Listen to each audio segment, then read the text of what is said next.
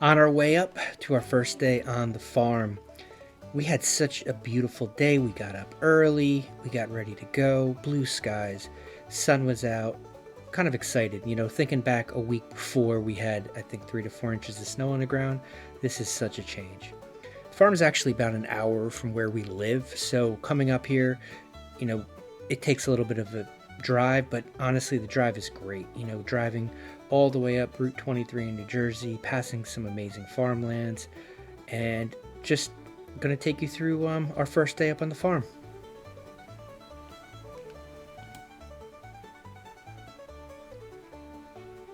And there's the tree blocking our way up the hill to the farm.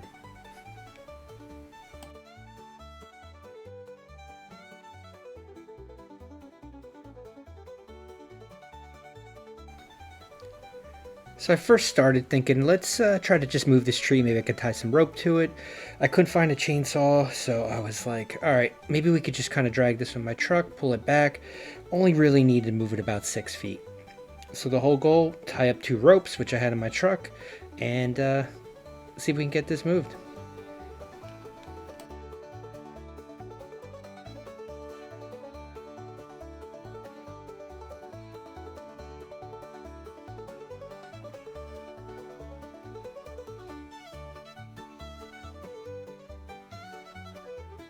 First attempt. Going. And it snapped. On the second attempt, we were able to get it moved, but then we found a chainsaw.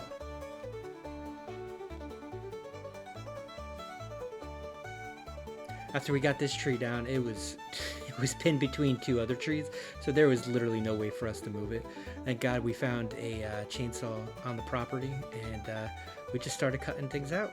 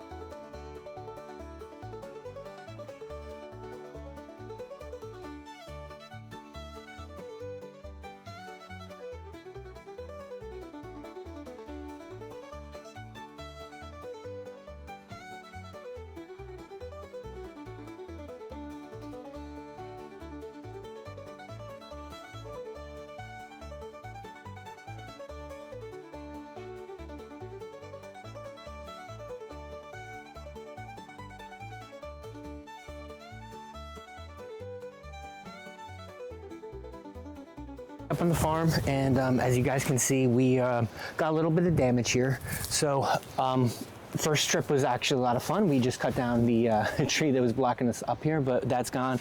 This is part 2. We got to fix a fence. Looks like this post right here kind of went on us.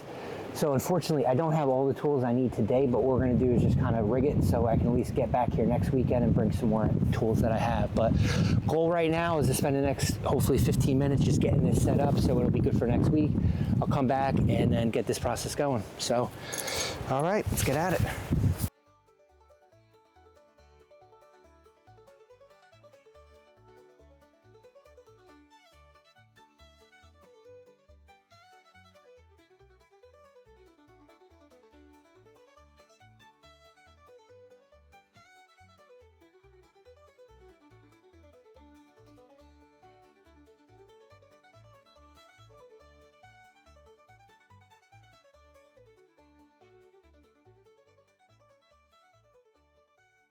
Interesting start to the day, down tree, weren't expecting that. Now the fence issue. Just do a preliminary search. Every time we come here, it's the first time the winter is over, and want to just see if everything's structurally sound. Platform's looking good. The fence, we got some issues over here. Next week, I'm gonna bring up some chicken wire. We're gonna kind of re-chicken wire, probably a good 20-foot portion of that. But overall, took a quick walk around. We'll take you through too to see some of the perennials popping up already. Our garlic from last year looks amazing. Might be one of our best garlic years yet. And everything, I hate to say, but kind of looks how I left it last year. So far a good side. Things look promising. Some things that I was worried about last year because we had such a terrible drought at the end of the season, or actually looks like they might have rebounded. So we'll take you through, show you some stuff that's popping. We're gonna do inventory. I'm gonna do some measurements so I can get this fence replaced and fixed up next week. And yeah, that's it. All right, so we just did inventory. Things are looking a little bit better than expected, which is great. Basically what we did is we went around, kind of did a count on all the perennials we needed and then where we need to fill in. Also just made an outline of like all the spaces we're going to kind of complete over the next few months, get them ready for either more annual beds or for more perennial beds. But now let's just take a look around. So granted, this is literally our first time up here this season. There was literally snow last weekend. We got, I think, 3 or 4 inches of snow up here. So everything was covered. Luckily for us today, it's nice. It's in about 50 degrees up here, a little windy, but overall beautiful day. Sun's out and everything. Let's take a look. Let's see what's growing and kind of talk about some of these plants. So this first one here, we got a nice patch of is valerian. So valerian is a plant that usually you would harvest for the roots. What'll happen with these is they're looking really good now. We would come in here, we give them a little bit of a haircut, get some of this dead debris off. Come the end of May, beginning of June, you're gonna see these large stalks come out that are about 2 to 3 feet tall. Beautiful white flowers. Those flowers smell amazing. And it's funny, one thing I tried last year was I tried to turn the flowers into a hydrosol, and literally instead of that beautiful aroma, you got that feet smelling like the roots. So not really a pleasant thing for anybody, but again, it was definitely a fun trial and error.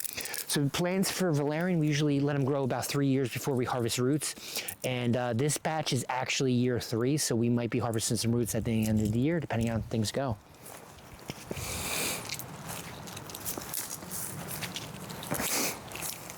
Coming down here, we got a small little patch of horehound. Horehound's really good respiratory. And again, same thing, you know, this is our first time up here. So at the end of last season, we had kind of a terrible drought up here. We didn't get rain for, I believe, over 80 days. So we kind of let things do the best they could at the end of the season. But so you'll see a lot of this dead stuff. So now the next month and a half is really coming in here, cleaning all this off. This plant's low-hanging, low-to-growing to the ground plant. It's in the mint family and very good for respiratory ailments. Back in the early 1900s, they usually would use horehound and turn into a candy. So that'd be something you would do with the horehound. You know, it's funny, you'll see a bunch of spots here and there, valerian. Over in the back there, we got another 8 or 10 plants. Those I know are only year 2, where those over there are year 3. We have another spot here of a couple more valerians. We kind of mix and match things as things come and go throughout the season. These big patches here where a lot of our mints were, spearmint, mint, peppermint. We're going to see how they do. The problem we had is we have so many blackberries that just get out of control. I'm honestly at the point now of contemplating just killing this area and just starting from scratch, but I'm going to give it a couple more weeks and see how the mints come up out of it. So these here, what you'll see in front of you, we have, I think there's 5 rows that are 100 foot, and then in the back we have like a 50-foot row. These are empty, they're bare. We leave the covers off over the winter. If we're able to do this early on, we'll put some ground cover down, some like red clover. This year with the drought and anything, we just didn't really do much at that point because nothing was really growing come the end of the year.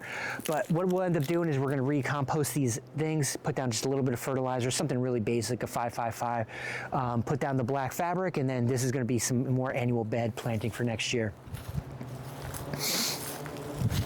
All right, what do we got growing over here? So here we got a nice like 30-foot row of motherwort. Again, same thing, you know, we just got to come in here, give this a little haircut, but look at these beautiful leaves. They are looking amazing. I was a little worried at the end of last year with the motherwort. It wasn't looking that great, but what we ended up doing was we put down just a little fertilizer on top. We actually did some compost, comfrey compost tea, a few applications at the end of last season, and it's looking great. It's really looking good.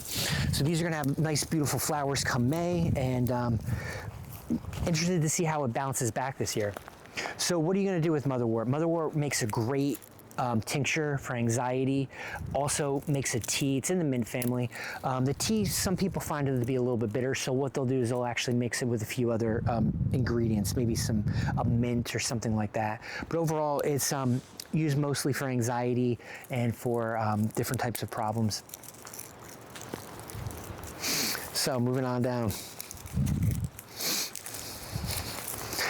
So something we got here, this happens to us every single year, the thyme. Thyme, Mediterranean growing plant. For us, sometimes it overwinters great, sometimes it doesn't. You'll see there's so much dead here. The only thing we can do is we can come in here, really hack it out, and then kind of keep our fingers crossed it's gonna come back. Every year, I would say we probably lose a good 30% of our thyme plants, and then we're just gonna kind of keep replanting. But the haircuts early on will definitely help success on that. One of my favorite plants, you'll see this big row here. We got probably a good, I don't know, that's probably about a 40 or 50 foot row of sage. This is just your regular traditional garden sage. I love this for teas when I'm feeling sick. The tinctures are also very good as well. There's also been some research lately of how people are using some of the extracts from sage in some types of Alzheimer's applications, and doing some trials on that. So very good plant. It's good for respiratory. Again, like if I'm feeling sick, a nice thyme, sage, rosemary, tea, keep it on the stove, just, you know, drink it throughout the day. Always seems to help me a lot with just kind of clearing up whatever I'm going through. If I have like a headache, if I have like cough, if I have like congestion, things like that, it's always helpful for that. All right, moving on down.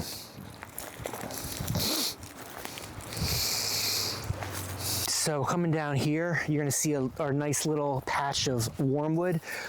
This is 6-year-old wormwood that's been growing, and honestly, by the time it starts to flower, which is usually in August, this thing will be about 6 feet tall, this whole patch overtaking everything. Wormwood is a very good way to detoxify. A lot of people will use it to remove parasites. Tincture form is always best. It's kind of a bitter herb, and it's also the herb that is used to flavor absinthe. There's a chemical called therzune in it, and people will do an extract of the wormwood and the alcohol to take that out, and some people say that's why you see the green little fairy floating around. But easy to grow plant. You get this in full sun, it'll exceed expectations for you. It'll really grow a lot. So let's take a look at a few more plants here. Oh, look at this one. All right. So if you are not growing this plant, this is a must-have plant. This is anise hyssop. It is by far the most givingest plant in the world for a couple of reasons. Number one, all right, it's got that licorice taste. And I know what you're thinking, I hate licorice. Trust me, you love this licorice. The leaves, the smell is so sweet. The taste is sweet. You can throw this in salads. You can make tea. You can make iced tea. You can turn this in the summertime, I would say maybe in August, you're gonna start getting these beautiful flowers, these purple flowers from it. You take those flowers, you can turn into a cordial. The bees love it. It's just an amazing plant, comes back year after year. So this year, again, last year, like I said, we had really tough time at the end of the year. What we're gonna do this year is give it a nice haircut and see how well it does. We're gonna be planting some more of it too, because in one area it kind of actually died out, which after 5 years, you know, you gotta kind of expect that. So anise hyssop must grow in your garden. All right, let's take a walk down here.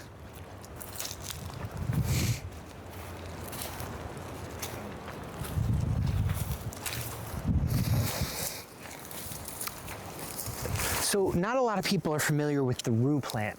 So if you look at this right now, what are you gonna see? You're gonna see a ton of dead on the top here, right? But at the bottom, we're seeing a lot of green growth, which is promising. That means that these are gonna be coming back. When you start to get these woodier plants, like a sage, like a rue, what you wanna do is you wanna make sure you're getting some of these woodier cut off. It's just gonna help the new growth. It's gonna kind of keep it going through there. So rue traditionally used, you know, for smudging, for burial, things like that. Also, some people will drink tea out of it. I haven't really done much work with the tea, but it's definitely got a very lovely smell. Hydrosols are also amazing with the rue. If you come down here, I will show you, we got some seed buds. Look at this, seed buds from last year. So, you know, I will always kind of talk about how to save seeds. So inside each of these are the flowers, and then inside each of these, you're gonna see that we actually have some seeds. So let me just turn one over here, see if they come out. Oh, there they go. Just like that, not even really doing much.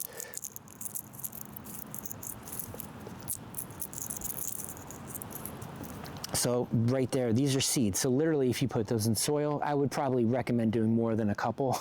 There's a good chance you're gonna get some plants back. So when you are doing seed saving, if you didn't do it in the fall or you didn't do it throughout the year, you could also come here early spring while you have a lot of this deadness out. Find any of these flowers that have dried out and literally harvest them, put them in a paper bag, write on them what they are, and then literally shake them up. It'll be surprising how many of those seeds start to fall to the bottom of it, and then you could literally plant those in soil. You don't have to really do much. That's kind of how they work in nature. All right.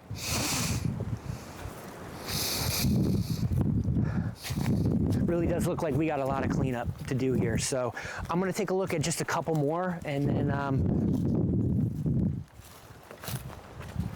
all right, let me show you this one. Not a lot of people are familiar with this. This is an astragalus. So astragalus is used a lot in Chinese medicine, usually used for the roots. So it's starting to pop up. These are actually 6-year-old astragalus plants. Last year was amazing. They probably got about 3 to 4 feet tall. The roots is what you harvest from these. And I think this might be the year. I'm talking about going on 6 years now. And the seeds for the astragalus are so interesting. They will be in like little bean type pods where you're going to take those pods out, and inside each of those pods are going to be hundreds and hundreds of seeds. Really interesting plant to grow. I believe it's part of the same family as the pea family. You'll notice that from the seed pods, and then overall it's just really interesting. We haven't harvested yet, but I think this year might actually be the year of it. All right, I'm going to show you guys one more plant. So this is probably Shannon's one of her favorite plants. This is the rhubarb. So we've been growing these for quite some time now, and we've had some success, we've had some failures. So if you're not familiar with rhubarb, it is a perennial vegetable. Basically what you would do is after this grows for, I believe, 3 years, the first year, after the 3 years, you're going to get 3 stalks. That 4th year, you'd get 5 stalks. Now the leaves are poisonous to us. However, these stems, is what you would harvest, and you'd wait for these to kind of grow. We would probably go like till, I would say, May, maybe even June, we'd start harvesting these. And this is what is used for when you're making strawberry rhubarb jams and rhubarb pies and things like that. Leaves, don't eat so much of those because those are actually poisonous. But all right, so we got a lot of work to do here, got a lot of cleanup to do, but overall, coming here for the first day, I'm kind of excited. We have a lot growing, and so far it looks like it's going to be a good year this year. So don't forget to subscribe, like, and check us out. We'll be back next week.